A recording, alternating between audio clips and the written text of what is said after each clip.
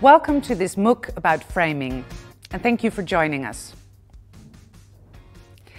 In this first episode, we will show you the main characteristics of a frame. Let's start with an example. In many countries, there's a public debate about development aid. Should rich countries give aid to poor countries? There are parties, usually on the right of the political spectrum, that are against giving development aid. They use a number of arguments, and their frame is, don't give a poor man fish, teach him how to fish. The first thing that strikes you about this message is that it is powerful and simple.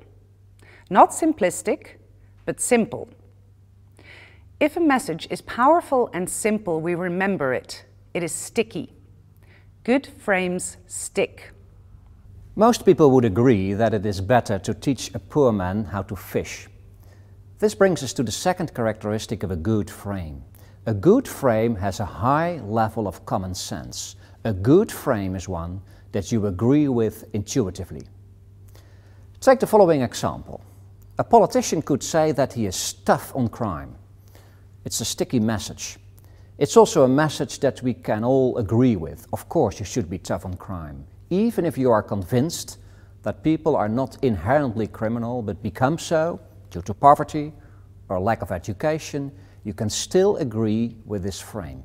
It's also close to impossible to argue the opposite view, namely that we should not be tough on crime. A good frame activates a train of thought. It is sticky, and people agree with it intuitively. So the next question is, who on earth still uses taxpayers' money to hand out fish to the poor? Who are these politicians, and what type of people are they? Take a look at the following video.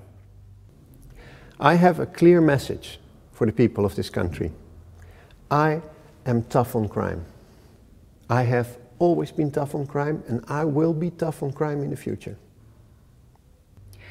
A politician who claims that he is tough on crime is clearly suggesting that his opponents are not. He is suggesting that they are soft on crime. This brings us to the third characteristic of a good frame.